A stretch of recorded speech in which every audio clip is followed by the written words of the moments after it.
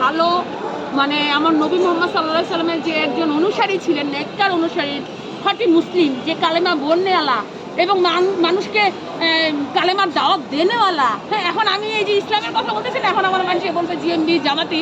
হ্যাঁ, জামাতি জিএমবি কিনা সেটা আমি বলবো না। আমি দেশ ও জাতিকে বাঁচানোর জন্য, এই সার্বভৌমত্ব বাঁচার জন্য এই হাদির মতন আমিও বলতে চাই, কোনো ব্যাপার না। সেখানে যেখানে আমার শুধু হাদিকে গুলি করছে আর আমার প্রত্যেকটা অঙ্গ প্রত্যঙ্গ কেটে টুকরা টুকরা করলেও আমি শহীদের মৃত্যু চাই আমার আল্লাহ পাকের কাছে, আর কিচ্ছু চাই না। কালেমা করে মরতে চাই দেশ ও জাতির জন্য, আল্লাহকে খুশি করার জন্য, আমার ভূখণ্ড বাঁচানোর জন্য আমি করতে চাই। আর এই হাদি সাহেবের মতন এইভাবে মৃত্যু, আজকে হাদি সাহেবকে মারার সুযোগ কীভাবে পেল? আজকে যদি উপদেষ্টারা বসে, যদি তারা নিজেরা বসে এটা পরিকল্পনা, যদি দেশকে ভালোবাসতো, জাতিকে ভালোবাসতো, এই ভূখণ্ডকে ভালোবাসতো, তাহলে তারা এইভাবে নাচ নিয়ে আমাদের জিন্দিগি এখন পালন করতো না। এই এক একটা চেয়ারে বসে, গদিতে বসে।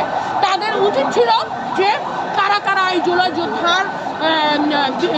যুদ্ধার শত্রু আছে তাদেরকে বের করা, বের করে তাদেরকে, এবং আওয়ামী যে দোসর আছে বিভিন্ন প্রশাসনের, তাদেরকে বের করা, তাদেরকে শনাক্ত করা, এবং তারা যদি ক্ষমা চায় তাদেরকে ক্ষমা করে দিয়ে সুযোগ দেওয়া ভালো হয়। আর ভালো না হলে তাদেরকে প্রত্যেকটা পদ থেকে, তাদের যে পদে সচিব হোক বা বিভিন্ন আমলা যে পদে আছে তাদেরকে সাসপেন্ড করা। তারপরে যদি না ভালো হয় তাহলে তাদের ওই চাকরি থেকে, বহাল থেকে বাদ দেওয়া। আর এইগুলি এতটুকু লাগে না, সাসপেন্ড করলেই যথেষ্ট। হ্যাঁ, আবার হচ্ছে শাস্তি দেওয়া। কিন্তু আমাদের এই উপদেশটা ভাইয়েরা কিছুই করতে পারে না, কিচ্ছু করে। তারা কি ভয় পাচ্ছে আওয়ামী দোসরদের কাছে, নাকি ভারতেই আগ্রাসনের ভয় পাচ্ছে? তারা আসলে কি করতে চাচ্ছে?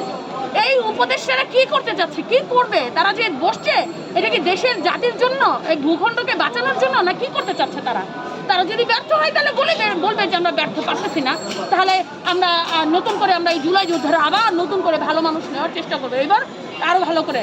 কিন্তু যদি তারা না পদত্যাগ করতে চায় তাহলে তারা এই আমার হাদি ভাইয়ের যে যারা মেরেছে তাদেরকে বের করে এনে তাদেরকে শাস্তি দেওয়া উচিত। আর আওয়ামী দোষর কোথায় বসে আছে তাদেরকে খুঁজে বের করে, শনাক্ত করে তাদেরকে শাস্তির আওতায় এনে, যদি ভালো হয়ে যায় তাকে সুযোগ দেওয়া উচিত। যেহেতু আল্লাহ পাক সুযোগ দিয়েছেন, ভালো হওয়ার ব্যবস্থা করেছেন। যদি ভালো হয়ে যায় আলহামদুলিল্লাহ, না ভালো হলে তাদের প্রত্যেকটা চাকরি থেকে বাদ দেওয়া, এবং পড়া হচ্ছে শাস্তি। যদি তাও ভালো না হয় তখন তাকে শাস্তি কাঠগড়ায় দাঁড়া করাতে হবে এবং জেলের হাজতে ভরাতে হবে। তাহলে এমনিই সোজা যায়, মায়ের উপরে কোনো ওষুধ চাই। আরেকটা বিষয় হচ্ছে, আমরা দ্বিতীয় কোনো হাদি হারাইতে চাই না। এই হাদি গিয়েছে, হাদি সাহেব যে ইন্তেকাল করেছে, শাহাদত বরণ করেছে, এই হাদি সাহেবের মতন আপনি খুঁজেন দ্বিতীয় এরকম স্পিকার, এরকম বক্তা আছে কিনা বাংলাদেশে খুঁজেন। হ্যাঁ, হাদি সাহেব তো একজনই। এরকম হাদি দ্বিতীয় কেউ আছে? কোন দলের মধ্যে আছে?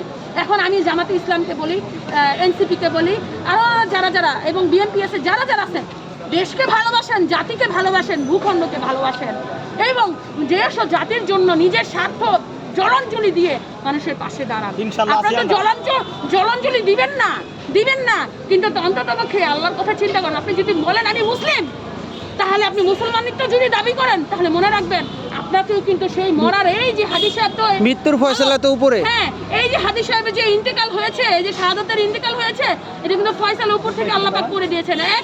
এক জুম্মা ওনাকে গুলি করা হয়েছে, জুম্মার পরে আরেক জুম্মার রাতে আল্লাহ তাকে নিয়ে এসে, আর উপর থেকে আকাশ প্রমাণ করে দিয়েছে আমি আল্লাহ হাদিকে ভালোবাসি, জনগণ তোমরাও ভালোবাসো। দেখেন না, সব ঢলে জানাজায় চলে আসছে। দেখেন আজ পর্যন্ত এই ৭১-এর পরে এই এরকম করে ঢলে এত জানাজায় এত লোক আসছে কিনা চিন্তা করে দেখেন। এমন একটা জায়গায় কবর সাধ্য রাজনীতিবিদ যে এখন নিউ কামার আমাদের জন্য নতুন করে আমাদের দেশ ও জাতিকে বাঁচানোর জন্য চেষ্টা করতেছিলেন। আপনারা এখান থেকে শিখেন। এই দলেরা, এই যে যত জামাতে ইসলাম আছেন, এই বিএনপি আছেন, এনসিপি আছেন, শিখেন। এই যে এনসিপির ভাইরা, আপনারা তো মার খেয়েছিলেন এই আন্দোলনের সাথে, আপনারা একটু শিখেন ভাই। আপনাদের আমরা জুলাই যুদ্ধে গেলে আপনারা পাত্তা দেন না, আপনারা একটু শিখেন।